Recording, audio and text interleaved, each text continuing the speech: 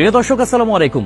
হাসিনা আর যাই করুক, দেশের জন্য অনেক কাজ করেছে বলা পাবলিক গুলার জন্য একটা তথ্য জানিয়ে দিই, একটু ভালো করে শুনবেন।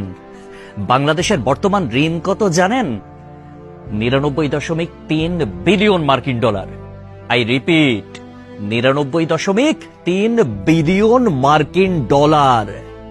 আর গত বছরে পাচার হয়েছে কত জানেন? 94 বিলিয়ন মার্কিন ডলার।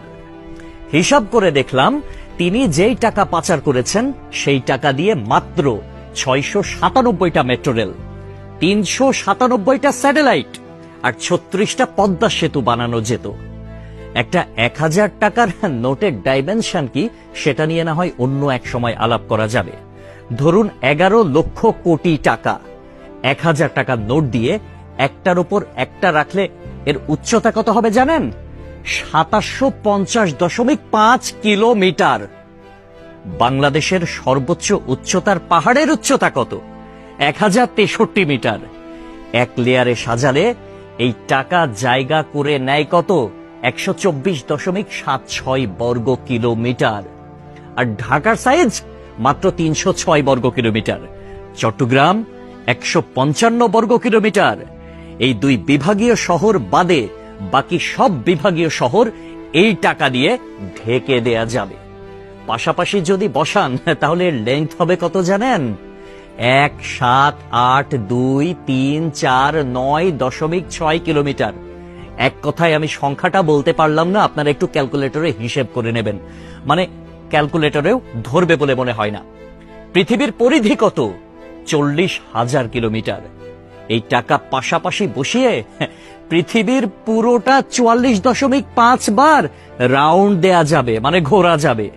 কেউ যদি হাসিনার উন্নতির হিসাব দিতে আসে, তাহলে তাকে হাতে কলমে এই হিসাবটা বুঝিয়ে দেওয়া আপনার, আমার, আমাদের সকলের দায়িত্ব। মেট্রো রেল বন্ধ হয়ে গিয়েছে দুর্বৃত্তের হামলায়। এটা ঠিক করতে 1 বছর সময় লেগে যেতে পারে, ন্যূনতম, মানে কমপক্ষে 1 বছর সময় লাগবে এটা বলা হয়েছিল। এটা ঠিক করতে বাজেট ধরা হয়েছিল 300 কোটি টাকা।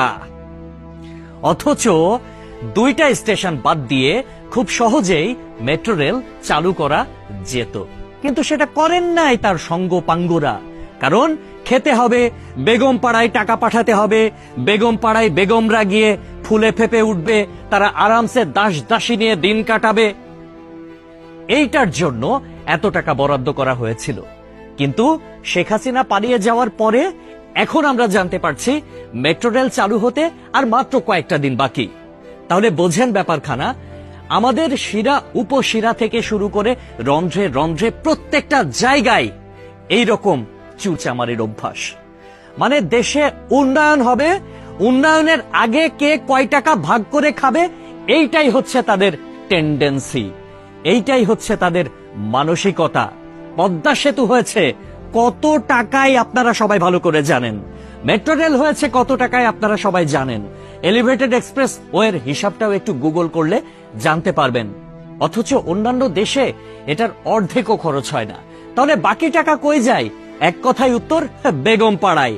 তবে একটা বিষয় ভালো লেগেছে, শেখ হাসিনা পলায়ন করেছে, কিছু নেতাকর্মী তারা বাংলাদেশে আটকা পড়েছে, তাদের বেগমরা কিন্তু ঠিকই বেগম পাড়ায় এখন আছে, আর তারা এই আমাদের অজ পাড়া গায়েই রয়ে গেছে।